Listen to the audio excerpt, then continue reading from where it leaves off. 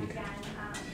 I'm really grateful to be able to have you all as guinea pigs in an audience for the things that I'm really passionate about. So thanks very much for having me. And I did want to make one quick note. My manager, Kirsten Talmadge, is here from New York. So if you have questions afterwards, she and I will be kind of around to talk about a little bit more about what we're doing with Barbary. But what I wanted to do today is not move that thing apparently. What I thought I'd do is I'd start off with a kind of a discussion of emotional intelligence and mindfulness in the law. And then at the end, I'll kind of share with you what's happening with Barbary, how we're integrating that into some of our programs and launching some new initiatives. So what we're going to start with is just simply what is emotional intelligence and what is mindfulness. What is emotional intelligence? Why should I care? How do I improve it once I do care? If I need to improve it, how might I improve it? How many of you know about emotional intelligence? Okay. It's something that's becoming really, really popular and really well known in the business world, and it's starting to be pulled into the legal world as well. And I'm a huge proponent of self-awareness, as you all know, since you've been in my Myers-Briggs workshop with me. So this is another component that can add to self-awareness and being a more effective person in both work and personal lives. So emotional intelligence and then mindfulness. How many of you have heard about mindfulness? Excellent, awesome. So I'll give you a little bit of the cool stuff that's happening in the mindfulness world. It's really exploding into the business world. If you're at all plugged in, I have a Google alert set up to send me mindfulness articles, and I get tons of articles every day. New research, it's amazing. And then we'll have a little practice. So if you've never meditated before, we will have a short practice so you can say that you've actually done so. Does anybody have any questions before I get started? Is this what you thought it might be? Okay, good. So why such soft, fuzzy stuff? Emotional intelligence, it sounds like all that, emotions. We're lawyers, we don't deal with emotions, we deal with facts, we deal with hard figures, we deal with the law. Well, as you might have heard, we are a profession in crisis.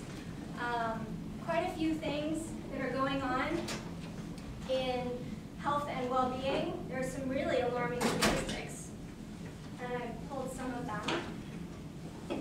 So just lawyers in general, not specifically targeting law librarians, but I'm sure you all dealing with law students and lawyers, and being lawyers yourselves, you are part of this big pot. So between 20 and 40% of law students suffer from clinical depression by the time they graduate. That's huge. And the incidence of clinically elevated anxiety, hostility, and depression among law students is 8 to 15 times higher than that of the general population. Anybody notice that in their law students? Yeah. Law has the highest rate of depression of any profession, of about 110 professions being measured, and suicide is the third leading cause of death among attorneys, after only heart disease and cancer. Substance abuse is estimated to be twice that of the general population, and substance abuse and mental illness account for 70% of the disciplinary proceedings that go on with attorneys. So that's just one piece. Why we need to address some of these more emotional well-being issues with attorneys. Bleak job prospects. Some new figures came out from now. Well, the class of 2011, the overall employment rate was 85.6%, the lowest since 1994. Employment rates have been dropping every year since 2008, and preliminary figures for the class of 2012 show 56% of that class obtained jobs for which bar passage was required. So there's a lot of stress associated with that. And you being in law schools and dealing with attorneys who perhaps are hanging on to jobs that they're miserable in, there's kind of there's a really big personal toll that this is going to be taking on people. Once they get jobs, we have some pretty high job satisfaction rates as well. So now, another study from NAP says that in 2010, for firms 100 and fewer and 251 to 500 attorneys had a 20% attrition rate. So we're losing 1 in 5 attorneys from that group of firms every year. and women are leaving at a higher rate than ever. And just yesterday, I saw that Forbes was reporting that associate attorney is the unhappiest job in America. Just yesterday, I saw it. So we have a problem with that as well. And again, it's this: if you ignore your emotions, if you ignore your personal well-being, it comes out in really awful ways. And we all probably are aware, by the sheer quantity of lawyer jokes, of the dismal societal perception of our profession. It doesn't help when you read articles about churn that bill, baby churn. Did anybody see that article? Discussion? Yeah, it's kind of a bad situation right now. So this is not just in the billing, but also in the interpersonal connections with clients. That sometimes you want your lawyer to be a jerk, for lack of a nicer word to say, but you don't want, but then you perceive the entire legal profession to be the same. So there's some problems here in terms of not dealing with our emotions. We typically don't deal with our emotions in the law. As you might remember if you were in my Myers-Briggs workshop, 75% of lawyers are thinkers, which means they don't necessarily value emotions and the people sides of things as much as someone with a feeling preference. So just that personality trait can lend itself to not acknowledging emotional components of your job and well-being issues. So one of my favorite quotes is, "Be the change you want to see in the world." So how do we fix this? How do we start to take steps towards improving our profession, improving the people who are in the profession so they stay there so we don't lose all of our attorneys? Emotional intelligence training. I just recently got certified in an emotional intelligence assessment. And so there are assessments out there that can measure your emotional intelligence as it stands. This is another option. This is a really simple, it's about a $15 book, Emotional Intelligence 2.0. It comes with a code and you can take an assessment online, and it gives you kind of a feedback of your emotional intelligence. And then it gives you a report of ways to improve your emotional intelligence in various areas. So it's a really handy book to get to. But also, a lot of neuroscientific research is coming out, some really exciting stuff on how mindfulness can help improve emotional intelligence. It helps improve stress, it helps improve performance, and it improves self-awareness. All of these wonderful things coming out about mindfulness. So mindfulness training in addition to learning about emotional intelligence and why it's important. So has anybody ever met somebody who was undeniably intelligent but just didn't seem to have any ability to connect on a personal level? Yeah. A lot of our students, a lot of our attorneys. A student who goes to a job interview and they're up in their class, they're really high in their class, they've got great grades, they look great on paper, and they get to the interview and they can't land a job to save their lives because they can't connect to the interviewer. They don't have the social skills, the people skills, to be able to make that connection and get that job. A lot of that could be due to lack of emotional intelligence. So this is not anything new. Emotional intelligence is pretty, has stood this test of time. Starting with Aristotle, anybody can become angry, but to become angry with the right person, the right time, the right place, in the right way, that's not easy. So as attorneys, we know that it's good to have that kind of fire when you need it, and to be able to get engaged and get charged up and get into that competitive mode. But you have to be able to control when you do that and control when you don't do that. More recently, Peter Salovey is president of Yale, and he's one of the original researchers on emotional intelligence. He specifically talks about the law, that the law in particular is a very emotionally charged climate. And when you ignore those emotions, they're going to come out anyways, in ways you don't like, in ways that are not beneficial to your cause, to your client's cause, to your ultimate success as an attorney. So emotional intelligence, you all know probably this. It first came out in the 90s, named by Salovey and Mayer.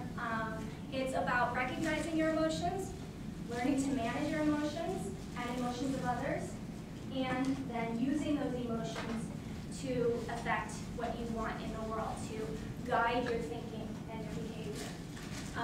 And then in 1995, Daniel Goleman came out with his emotional intelligence, why it can matter more than IQ. And most emotional intelligence theories are based on this 4-quadrant theory that Dan Goleman put out. And it's 4 different elements that make up emotional intelligence. So first is self-awareness, emotional self-awareness. Do you know what's going on in your body? Do you know what emotion you're feeling when you feel it? Witnessing yourself from a neutral perspective. Being able to gauge what it is you're feeling. Being able to accurately know where your strengths and weaknesses are so that you can respond appropriately. And when you know what you're good at and what you're not good at, you have self-confidence. This naturally arises when you are comfortable in your own skin. So that's self-awareness. It's not being self-conscious or blaming or judging in any way. It's just simple awareness. Second quadrant, self-management. And this requires, you know you've got this emotion. How do you manage it? Can you control it? Can you let it bloom? Can you let that anger bloom when it's appropriate? Can you reserve that anger when it's not appropriate? And then taking responsibility for yourself, taking responsibility for your own behavior. So that's the self-management component. Social awareness, kind of outside. First 2 are inside, interpersonal. And then the outside, social awareness, is the 3rd quadrant. Empathy, being able to understand what another person is feeling, and really stepping into their shoes. Being aware of a system, feeling in a room. If you walk into a room and you can sense the tension in the air, are you aware of that or are you oblivious? And then having an orientation. Once you understand what's going on for other people, there's a natural tendency to want to help, because that's what we do as human beings. We are wired to connect. Anybody heard the Brene Brown talk on vulnerability on TED? Yeah, she's done research on shame and vulnerability and what makes us as humans thrive, and it's connection. We are wired to connect to other people, and when you don't, it can have very negative consequences. If you haven't seen it, I would highly recommend looking it up online. Brene Brown, she's got one of the top 10 viewed TEDx talks there are. And then once you have that awareness of what's going on in the room when you walk into the room and it's filled with tension, what do you do about that? Can you help diffuse that? You help to develop others. So it's managing your awareness of what's going on in a social setting. And this goes very much into conflict management and teamwork. Does that sound like anything that could be helpful for anything? Yeah, pretty much. And then Dan Goleman also pulls out motivation. It's part of self-management. You know what drives you. You know what motivates you to get things done. But he pulls it out in its own separate thing, which is the master aptitude, he calls it, because it's so important. And this goes to things like optimism, resilience, and persistence. And we find that people who have kind of an optimistic disposition tend to be happier, more satisfied with life. And lawyers are, as you might know, world-class pessimists. There's actually been studies that measure pessimism for the normal population is 50. Lawyers are at 90. Yeah, so we are demonstrably pessimists, except for you all, because you all are the smart ones who have gone into the helping profession. You've evolved, right? That does not leave this room or the videotape. So what's really exciting is that recently there's been this huge surge in brain research around all of this stuff. Emotional intelligence, mindfulness as well. It's not just touchy-feely, hooey stuff. It's actually wired into our brains. This is an image from some research done by Reuben Bar-On. He was one of the first people to create an emotional intelligence assessment. And he has done back in 2007, they started doing some brain imaging, and they found that different parts of the brain light up during different emotional states. So it's literally in your brain that these emotions actually have a purpose. So an example of this, your basal ganglia, which is kind of underneath everything, this is the seat of your intuition, your deep knowing, the seat of your wisdom, right? All of your life's experiences are accumulated here. And the interesting thing about your basal ganglia has no connection to your verbal cortex. So what your basal ganglia senses, you can't verbalize very easily. But it has lots of connections to your gut. So that's where we get this, I got a gut feeling. It's true, you do have a gut feeling. So if you get a gut feeling, know that it's not just you being, hooey or what have you. There probably is a really valid reason. That doesn't mean ignore the data that's presented to you, but it does mean that you should acknowledge that and be aware of that. So Baron did some research with neuroscientist Antonio Damasio as well. And they did some of this research using imaging as well as something called lesion studies. They compared people who have lesions in certain parts of their brains to people who don't, to see which parts of the brain impact which behaviors. And there was one really interesting case study that they had who walked in, actually, to Damasio's lab. He was a brilliant corporate lawyer, and he had to have brain surgery to cut out a tumor.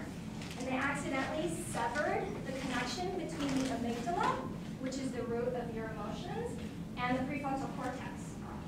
So the prefrontal cortex is your executive center. So this is where all of our higher level thinking happens. This is where all of your decision making, the verbalizing and everything comes from. So the amygdala is the seat of the emotions. The prefrontal cortex is your executive center. They severed that accidentally during surgery. Now what they found with this guy is after the surgery, he was as brilliant as ever. He could still go pros and cons and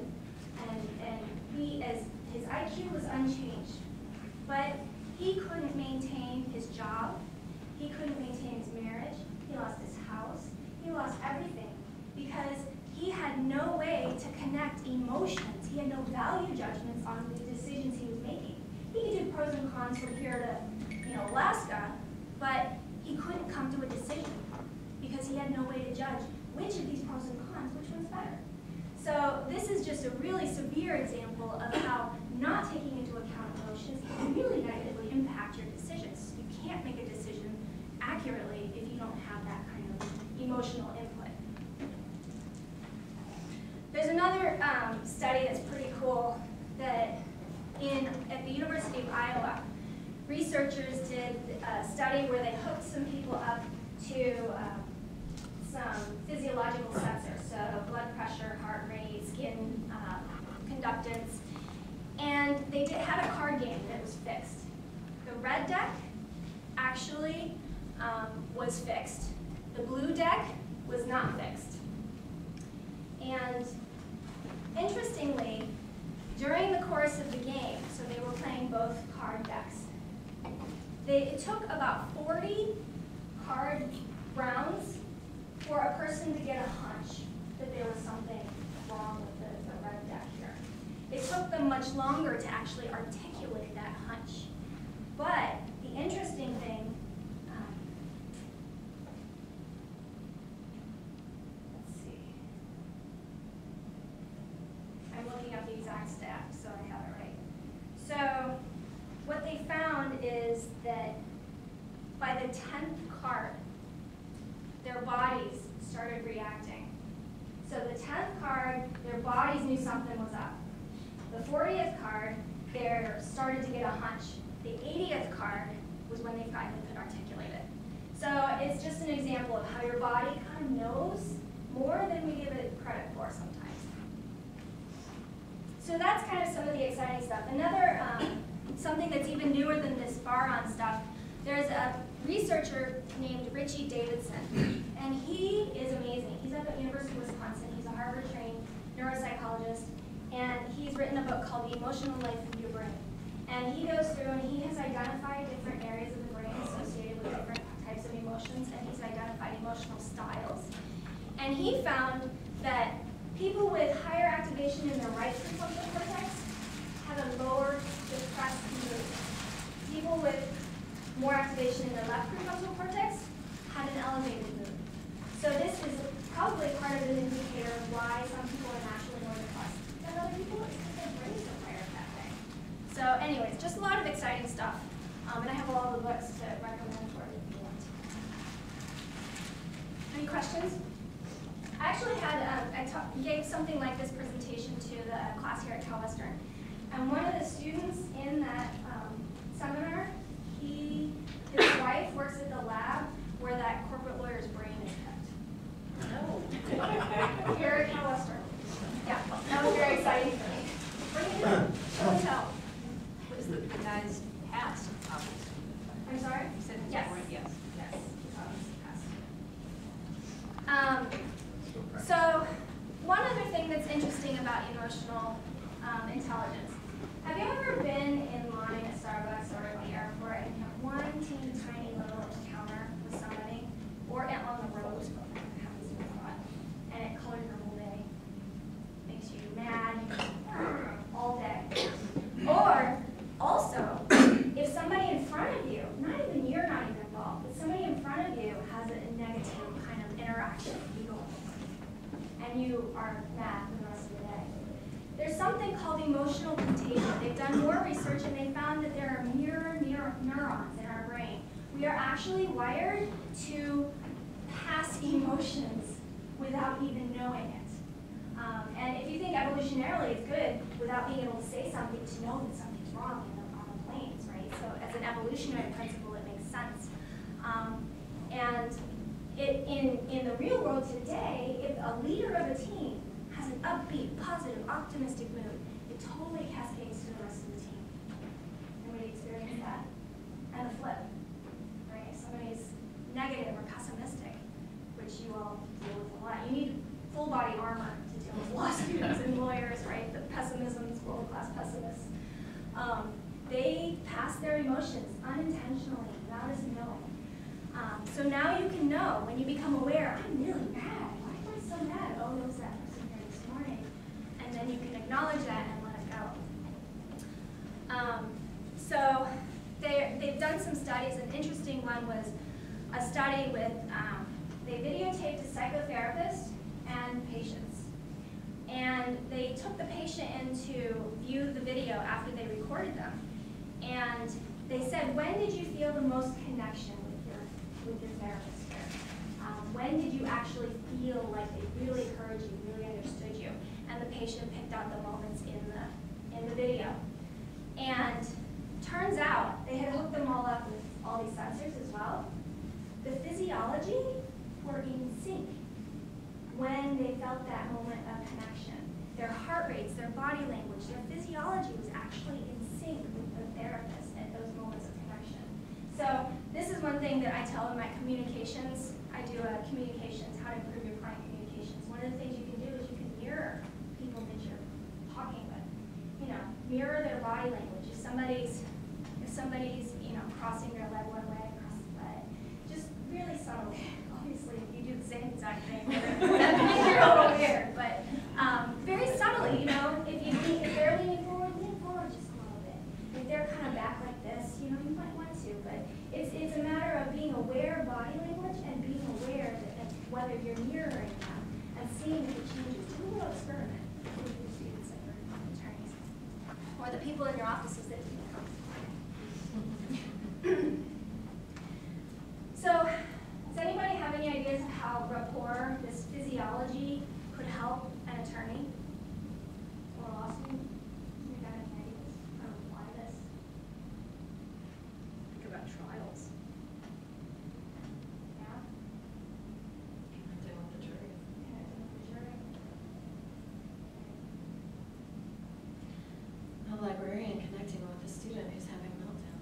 Right. Yeah, I worked at USD for a short time as an advisor for the L1 office, and a student came in and he was furious, just so angry. Nobody could get through to him. I said, I hear you, and I understand, and I feel you. And he immediately went, oh. He calmed down. You could see his body just relax. And it's about, you know, making that connection and getting that looking into his eyes and letting him know he was heard. It made a big difference. Anybody else? So why emotional intelligence? We can understand from a kind of a theoretical perspective why this is all important. But from a data perspective, there's also a ton of data that shows that people who have higher emotional intelligence Even a study of U.S. Navy leaders, you think they're, hard-charging and competitive, and the Navy leaders who were judged to be the most effective were actually the ones who got along best with the other people, who were seen as more likable, who smiled more. So again, it goes to this emotional intelligence component. And deficiencies in emotional intelligence, there's a lot of research out there for this as well, that it shows that if you have lower emotional intelligence, you have higher risks for a whole bunch of the same exact factors that we as attorneys already are seeing this reflected in our population.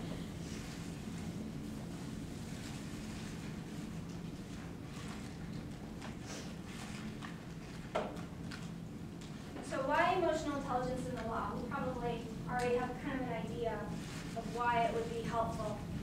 These are some of the things that I think are important that have been shown to be important in other areas. Obviously, being able to communicate with your clients and being able to really get to them and understand them. If you're an attorney, if your attorneys, your law students, or if you can put yourself in someone else's shoes to understand where they're coming from, that's a huge factor in being able to not only prepare your case against your opposition, if you can put yourself in your opposition's shoes and kind of understand where they're coming from, you can understand better how to prepare for that. But in truth, just in general, improved office communications, teamwork, all the things that's becoming a problem in the legal profession. And then more globally, when you feel more connected to people, you take more interest in the well-being of your group, and you want to make things better for the group as a whole instead of all about me, it's all about me. You start to become more aware of taking care of your the other members of the bench of the bar. And then it also can help with career selection. If you can be aware of what your feelings are when you've selected a career. If you become aware that it's really not good for you, you might choose a different career, which you will really I would love to do a study. Let's judge the emotional intelligence of law librarians versus the general legal population. That would be interesting. I would bet you guys are way out there.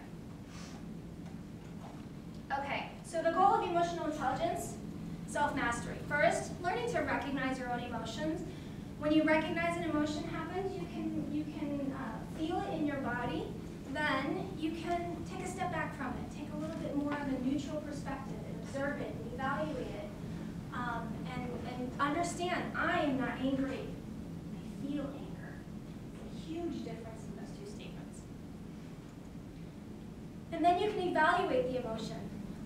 Once you step back from it, you can see this really isn't appropriate in this situation. I'm really overreacting here, or this is entirely appropriate. I'm going to let that emotion come forth. It's about responding, choosing a response rather than just reacting. So much these days, we're so fast. Everything's so fast, right? You just got to react. It's better to take that moment to be able to recognize what's going on, to respond rather than reacting. So that's the emotional intelligence. Any questions? You all are experts.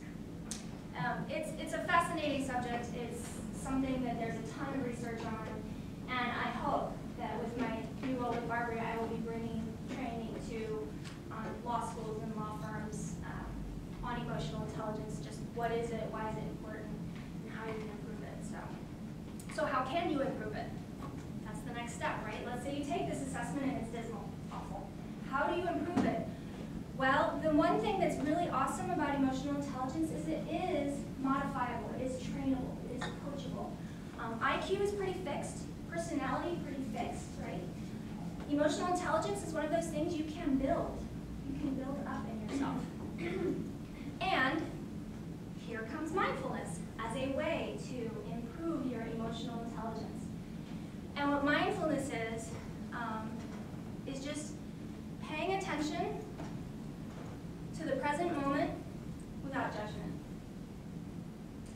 Len Riskin is actually, he wrote an article back in 2002. He was a professor at my law school. I didn't know about his mindfulness interest back then, and I don't know that I would have taken advantage of it, but he wrote kind of the first launch of mindfulness into law in 2002 in the Harvard Negotiation Law Review, and they had a symposium on mindfulness in the law. And so basically, developing a bare attention, just noticing what's there and not judging it. Paying attention to this present moment without judgment. And as lawyers, we're trained to judge, evaluate, analyze. But a lot of times we judge, evaluate, and analyze things that don't need to be judged, evaluated, and analyzed. So just being aware of things. And that's what mindfulness does, is it helps you generate that awareness.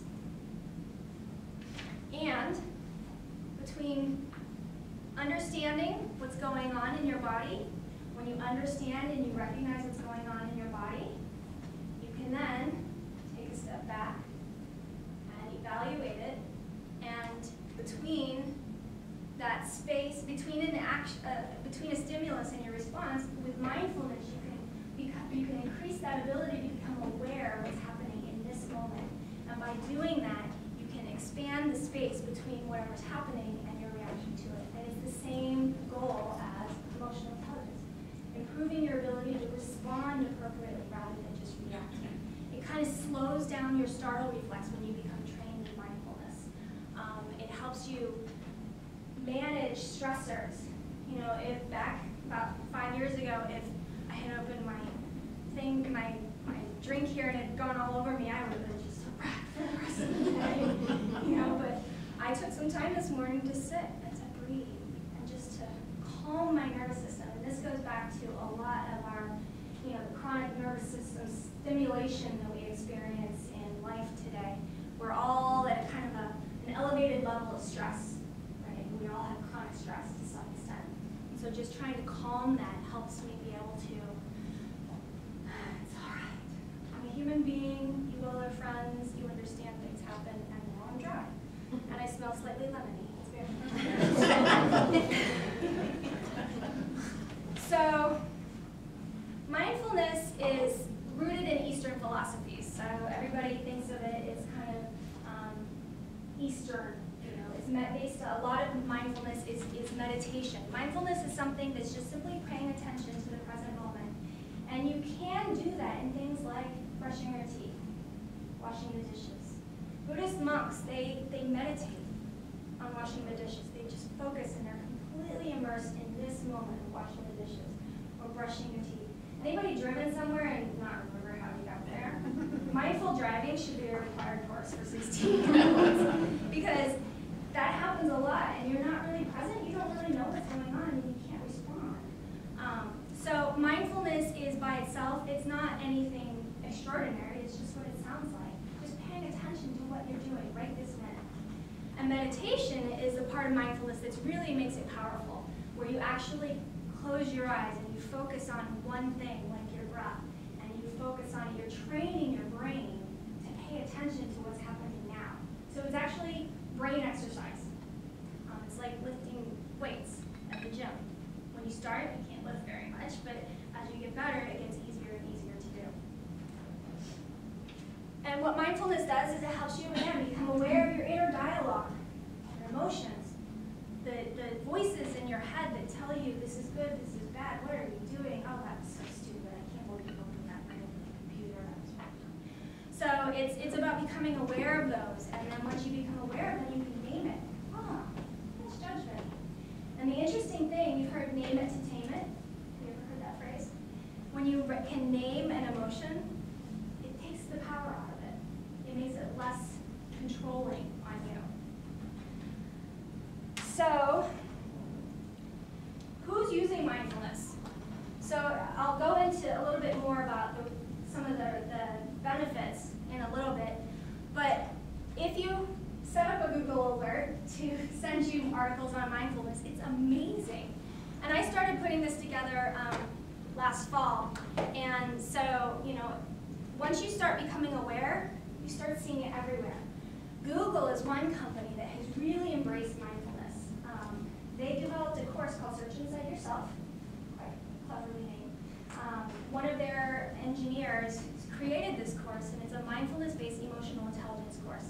And it's wildly successful, and it has saved people's marriages, it's kept people at the company from leaving. And it's just done amazing things for them. And this is a great book. It's an easy read. He has a very quirky sense of humor. If you are interested in reading more about it, and he goes into a lot of the neuroscience in his book as well. So, developing mindful leaders. How to be happier at work. Meditation. I'm on LinkedIn. I'm plugged into a lot of the groups on LinkedIn, Mindfulness at Work, the Emotional Intelligence Network as well. And you just get an amazing amount of resources. The Mind business is one, actually, that came out in the summer.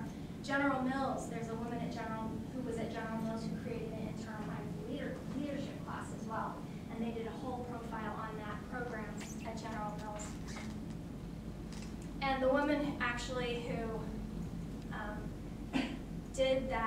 created that program, Janice Macerano, she was a 16-year veteran at General Mills, developed this mindful leadership program. She's since left General Mills to form the Institute for Mindful Leadership. I'm very excited I got to talk to her 2 days ago because I hope we could bring her on board with us to help us develop some of these classes for students and lawyers.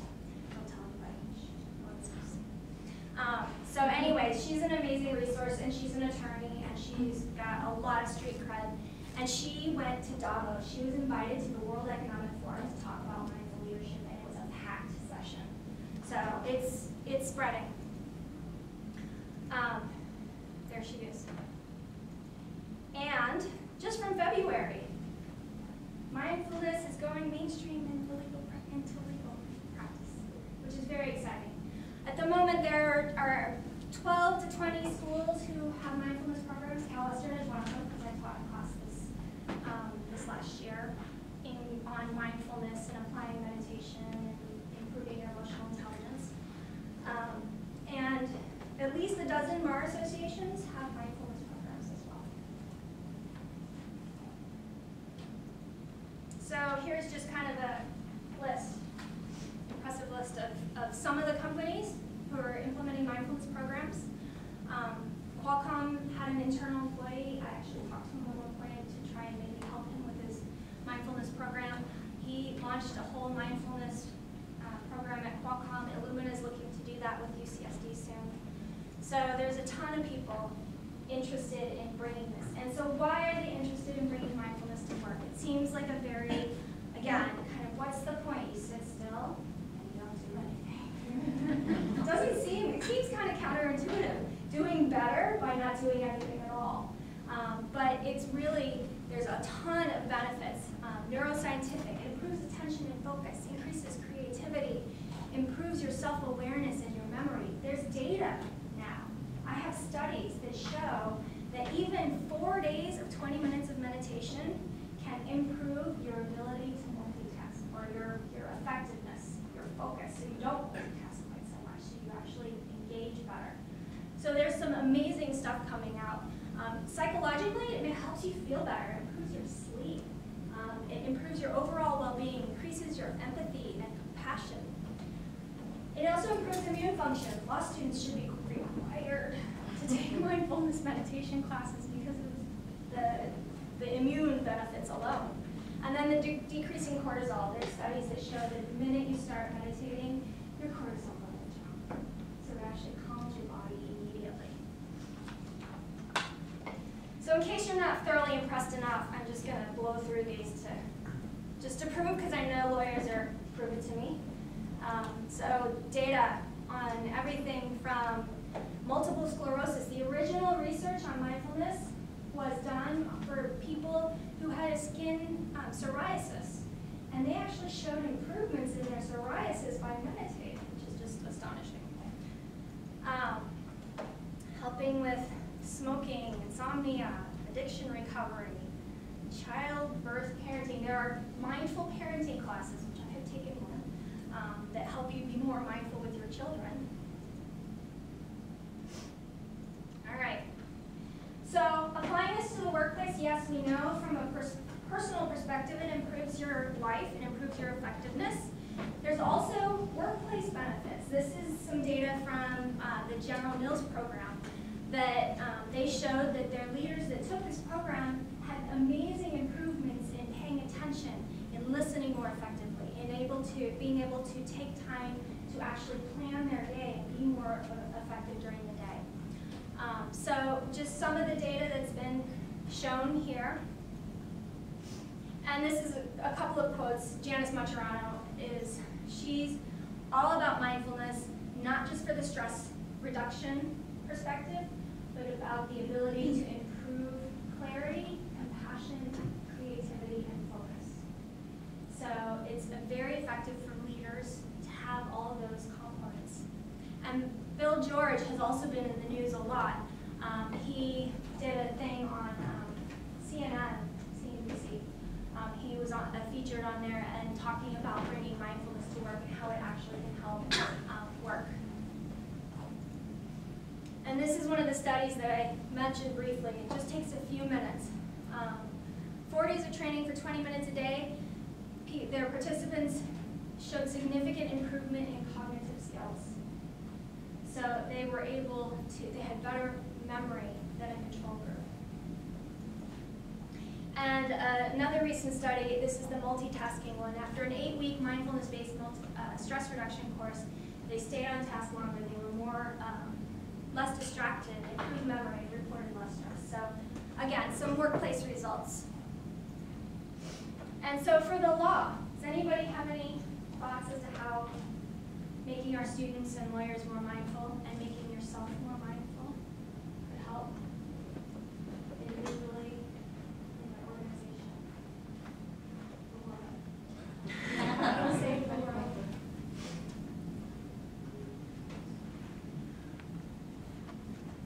I'm hoping I could get more done if I practice this, because right now I have so many things going on at one time that I'm finding myself unable to focus on something long enough to get it done. Yeah.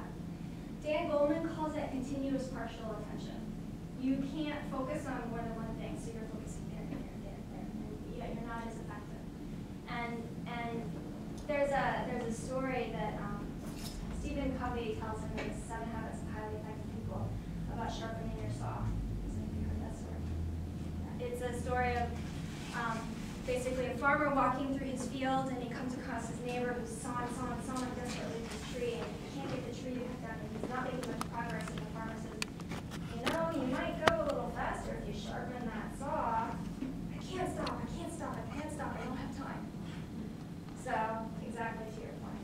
If you take care of your body and you train your brain, that's what meditation can do. It trains your brain to be able to focus. At first, your brain goes all over the place, and it always will. Your mind will wander always with meditation. But it definitely, you get better at focusing on one thing.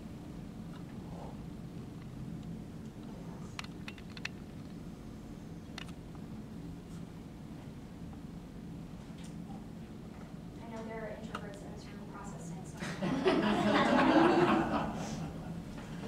Because I'm an extrovert, I could just keep talking.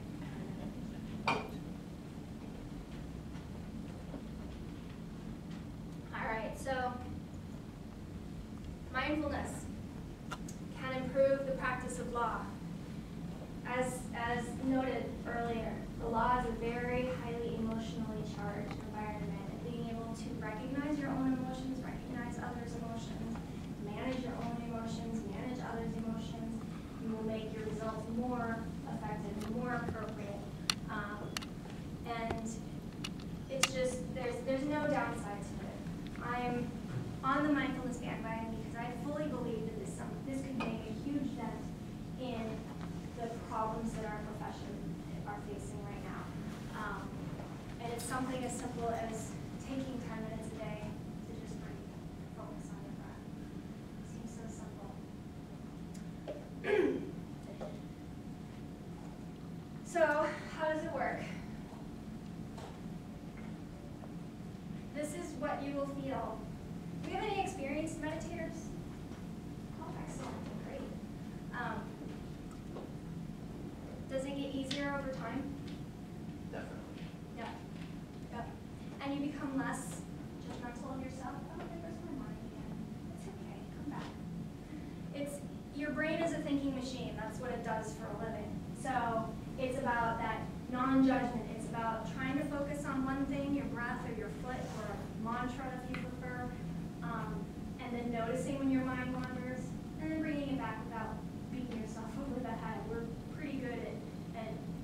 ourselves up when we don't do things right. But this is one place where you can let that go, because there is no right. It's just about the practice. So here's how we do it. First, you put your mind on a chosen target. Usually your breath in mindfulness, and you pay attention to that. You just focus on that. And many meditation sessions, there are audio recordings on the web you can get to for free. And they are guided audio, so you're not sitting there in silence all by yourself. There's actually somebody helping to guide you. And you'll notice your attention wanders off, and then you'll observe that, and you'll bring it back again. And if your attention wanders 100 times, you'll just bring it back 100 times. And think of every time your mind wanders and you bring it back as one rep. You're strengthening that muscle of focusing on one thing. So I thought we'd all take off our shoes and climb on the tables. So I would like to try, if you would humor me, and do just a brief, maybe 5-minute meditation. We still have some time to do that. So if you would, sit straight in your chair with your feet flat on the floor and your arms comfortably in your lap. And close your eyes if it feels comfortable to you. You can also keep them slightly open, about a 45-degree angle, just a soft gaze in front of you. And simply bring your awareness into your body, sitting in your chair.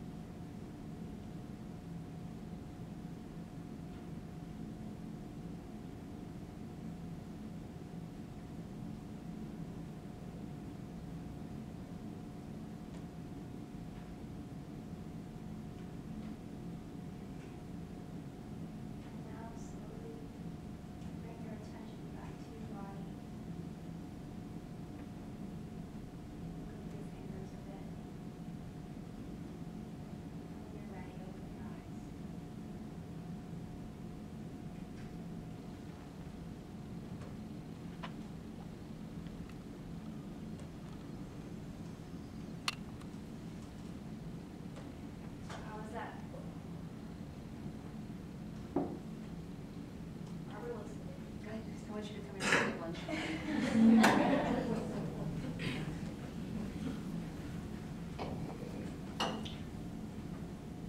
have anything to share? What they noticed? Did anybody's mind wander? A lot. Were you able to gently escort without judgment? Herding cats. Yes. Sometimes. Monkeys. Yeah, monkey mind. In Buddhism, they call it the monkey mind because it's all over the way. Oh, there's my monkey mind.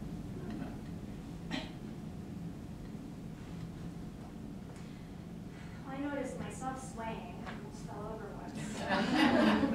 Don't try this standing at home. So, once you've now experienced a little bit, hopefully it was pleasant for you. And if you find yourself falling asleep, that's why we recommend sitting. That's why you get a cushion or a bench so you're not fully reclined falling asleep. It is a very good way to help you fall asleep if you need to. So there is something called MBSR. It is mindfulness-based stress reduction. And this actually, I'm going to go here first. This is kind of the foundation of mindfulness in the U.S. John Kabat-Zinn is a neurobiologist who created this program in the 70s, and it was very woo-woo back in the 70s. And it's, again, it's rooted in ancient philosophies, but precepts of it, prayer can be considered a meditation. It can be found in all religions. And Full Catastrophe Living is his book that basically outlines the full mindfulness-based stress reduction course. And it comes, I believe mine came with a CD of some of his voice, guided audio meditations. But they have courses now all over the country, MBSR courses.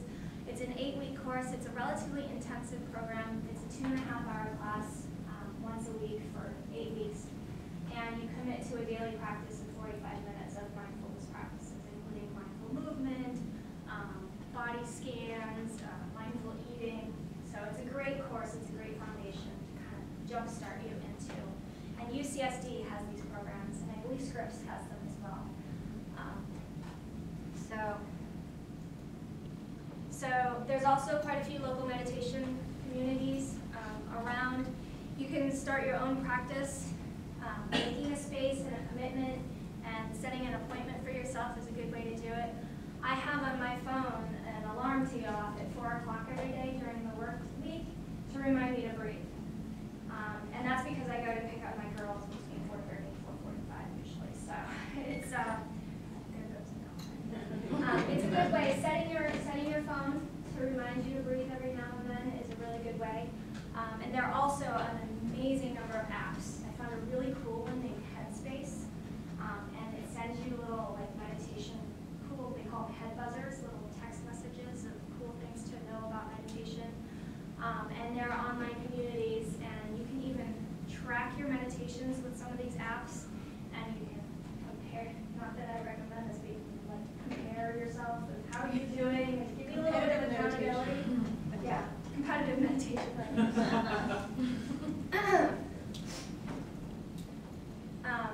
I did get a lot of this research from UCSD. I was working with them at one point as a volunteer, helping them get their workplace programs going. So they did provide the charts of data. And mindfulness.ucsd.edu is their website, so you can get to their class schedule. They also have mindful self-compassion, mindful eating, mindful parenting. There's a huge number of classes that they're offering. And now, for the last minute, with Barbary, what I hope to do is actually bring this course as a foundational course for a set of practical skills trainings that we are developing. We know there's a huge gap for lawyers between law school and practice in terms of being practice ready. And there is a lot, Cal Western is really unique in that you've got a lot of really good practical skills training classes here. And what we are hoping to do is to develop some classes to help new lawyers be more ready to practice. And that includes, you can see I, as you all know, am a firm believer in the Myers-Briggs. So a firm foundation in Myers-Briggs and self-awareness. And then I hope to integrate that knowledge throughout the rest of the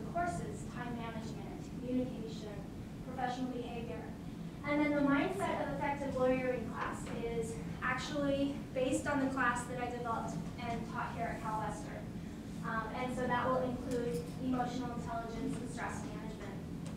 So we are looking to develop classes not only for after law school, but also potentially we've partnered with a company that does pre-law school training programs.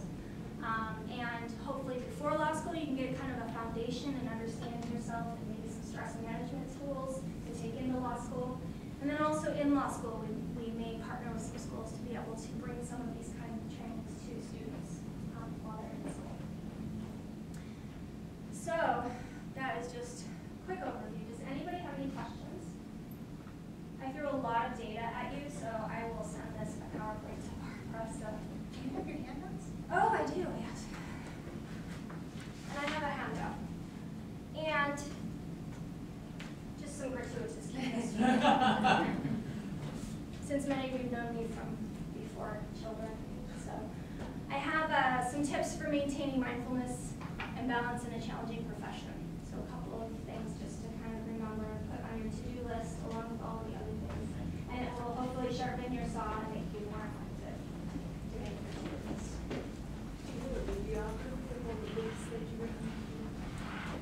I don't, but I can send that when I send this to Barbara. Yeah. There are so many amazing books out there that, yeah, I will. We can put that on our website. Yeah. Yeah. The camera. Any questions? Hopefully you all are energized and relaxed. Thank you so much for having me.